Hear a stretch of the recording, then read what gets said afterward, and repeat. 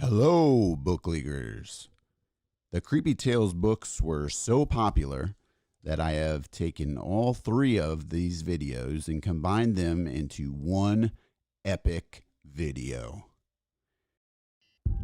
In a world where rabbits continually devour carrots, one group of carrots has had enough, and they want to teach Jasper Rabbit a lesson. Aaron Reynolds and Peter Brown present Creepy Carrots! Warning, if you are scared of vegetables or are a vegetable yourself, please do not watch this video. Vegetable discretion is advised. Jasper Rabbit had a passion for carrots, and the carrots that grew in Krakenhopper Field were the best, fat, crisp, and free for the taking. He pulled some for a morning snack on the way to school. He yanked out a few on his way to Little League practice. He ripped them from the ground on his way home at night. Jasper couldn't get enough of carrots. Until they started following him. He first noticed something strange after the big game against the East Valley Hares. Jasper was about to help himself to a victory snack when he heard it. The soft, sinister tunk, tunk, tunk, tunk, tunk, tunk of carrots creeping. He turned, but there was nothing there. Just my imagination, he thought, but he hopped a little faster. That night, as he was brushing his teeth, there they were! Jasper whipped around, but nothing. He laughed at himself, picked his toothbrush off the floor, and went to bed. Quickly. The next morning, he approached Krakenhopper Field slowly. He reached for 2 wild carrots. Nothing happened. He bit into one. Nothing happened. Whew! Creepy carrots. It was ridiculous. They didn't send us fries! Don't worry, Chris. We can make fries. Really? But when he arrived home that evening... Mom! Mom! Jasper screamed. Creepy carrots! In the shed! His mom opened the door slowly. There weren't any carrots. Not even the regular kind. There are no such thing as creepy carrots, Mom said, shaking her head. Later that night, as Jasper lay in bed, he heard it. Breathing. Terrible, carroty breathing. And there, on his wall! Creepy carrots! He shouted. Dad! Dad! His dad thumped into the bedroom and threw on the light. They searched under the bed. No creepy carrots. They looked through the closet. No creepy carrots. They opened the dresser drawers. No creepy carrots. Just a bad dream, son, his dad said, shaking his head. Now go to sleep. That wasn't going to happen. By the end of the week, Jasper was seeing creepy carrots creeping everywhere. Jasper knew his parents were wrong. Creepy carrots were real, and they were coming for him. But they couldn't get him if they couldn't get out. Jasper hatched a plan. First thing on Saturday, he grabbed supplies and headed to Krakenhopper Field.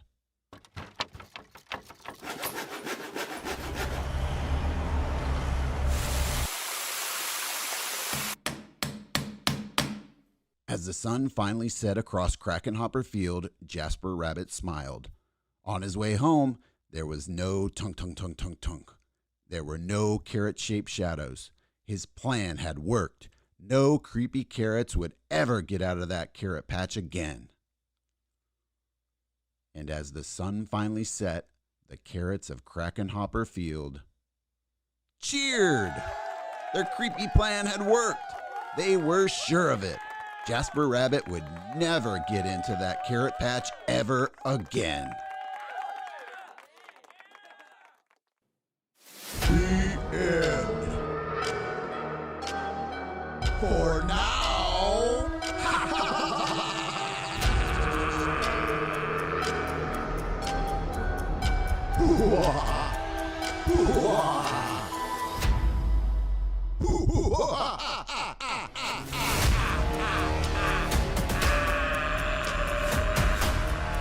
In a world filled with boring everyday underwear, one pair of underwear threatens to turn Jasper Rabbit's life upside down. Aaron Reynolds and Pete Brown bring you Creepy Pair of Underwear.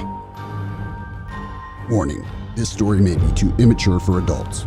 Viewer discretion advised. Jasper Rabbit needed new underwear. On Thursday, Mom took him to the underwear store and grabbed the last 3 packages of plain white. But as they headed for the checkout, Jasper spotted them. Creepy underwear! So creepy, so comfy. They were glorious. Mom, can we get these? Jasper pleaded. I think they're a little too creepy, said Mom. They're not creepy, they're cool, said Jasper.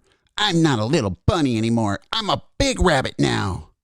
Mom agreed to buy 1 pair. That night, Jasper wore his cool new underwear to bed. Do you want me to leave the hallway light on? Asked Dad. Dad, I'm not a little bunny anymore, said Jasper.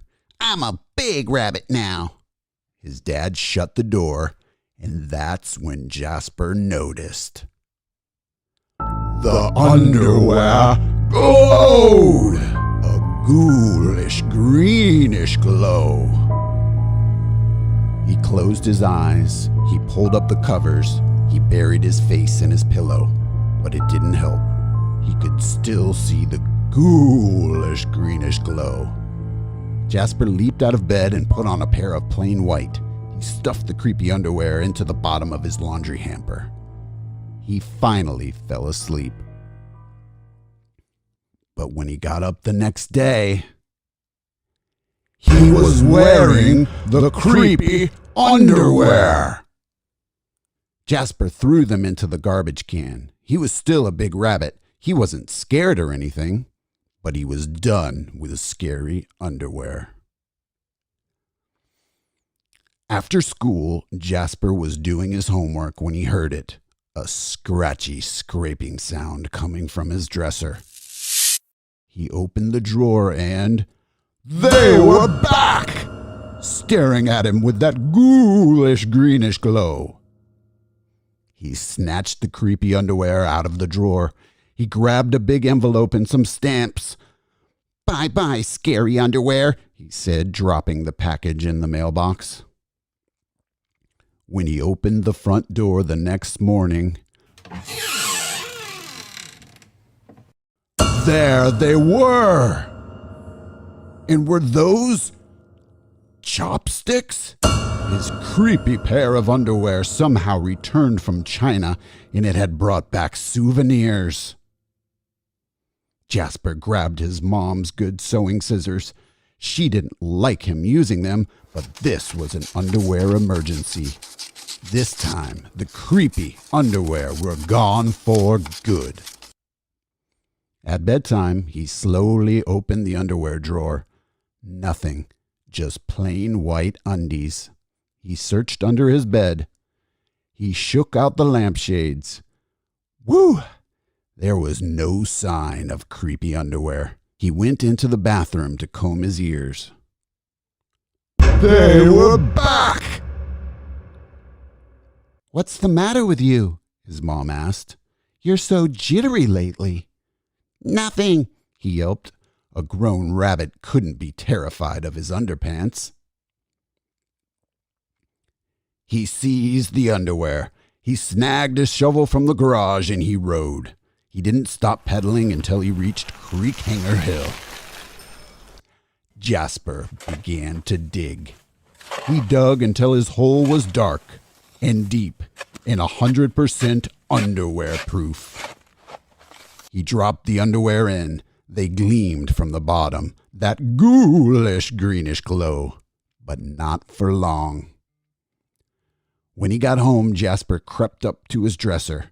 They couldn't be in there. There was no way, right? He reached for the handle. He peeked in.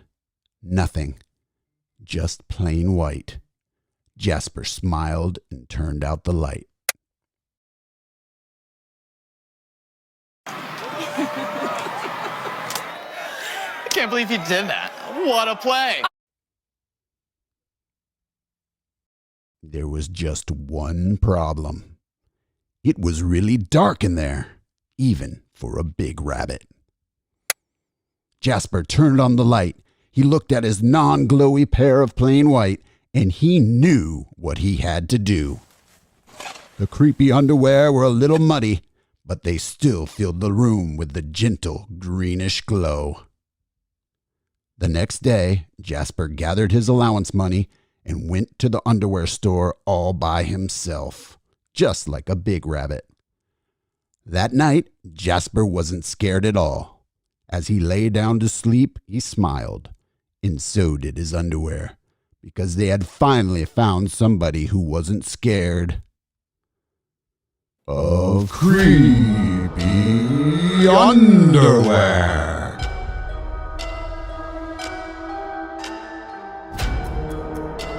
The end. For now.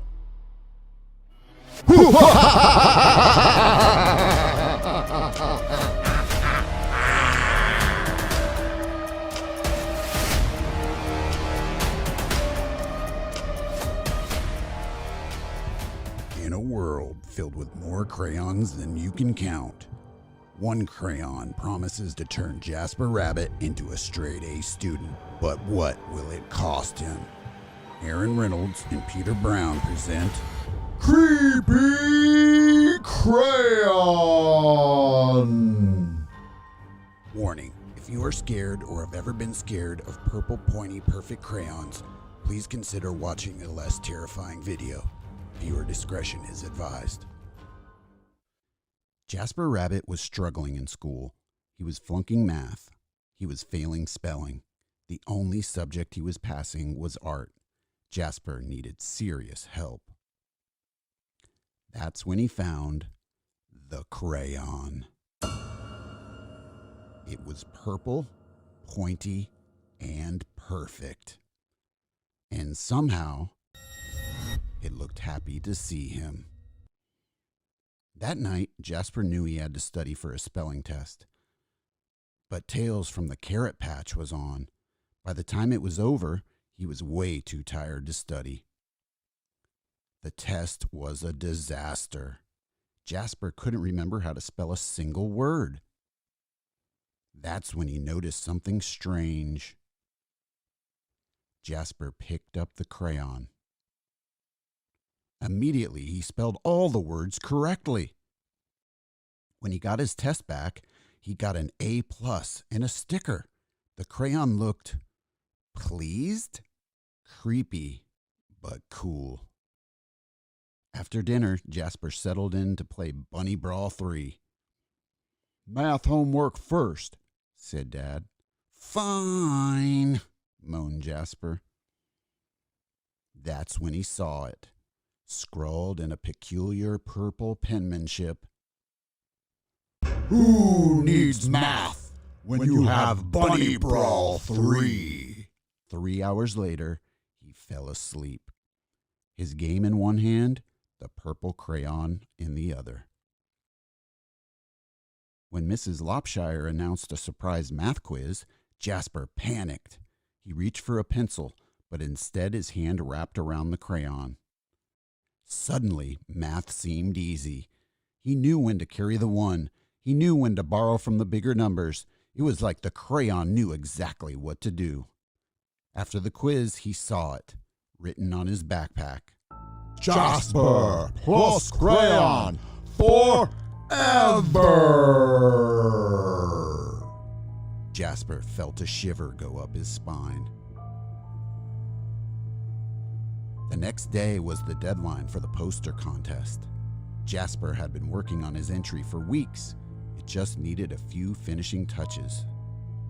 The purple crayon rolled across the table, all by itself. But Jasper ignored it. Don't ignore me! He shuddered. He scrubbed the writing off the table. He zipped the crayon into his pencil case. He tried to forget all about the crayon. But when he woke up, his precious artwork was better than ever. It was a horrifying masterpiece in purple. Fantastic work, cried Mr. Hoppypot. You should be very proud. But Jasper didn't feel proud. He felt eked out, freaked out, creeped out. When he got home, Jasper descended into the deepest, darkest corner of his basement. He put the crayon in a dusty box and locked it tight. He went to bed feeling much better. But when he woke up the next day, there, on the mirror, You need me! in his pencil case, the creepy crayon. And it looked happy to see him. That day, Jasper got all A pluses. It was terrible. Enough was enough. Jasper snapped the creepy crayon in two, melted it in the microwave,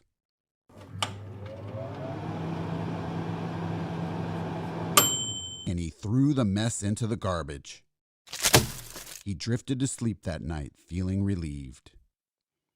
But when he woke up, there, on his wall, it was a mural of him graduating elementary school with straight A's.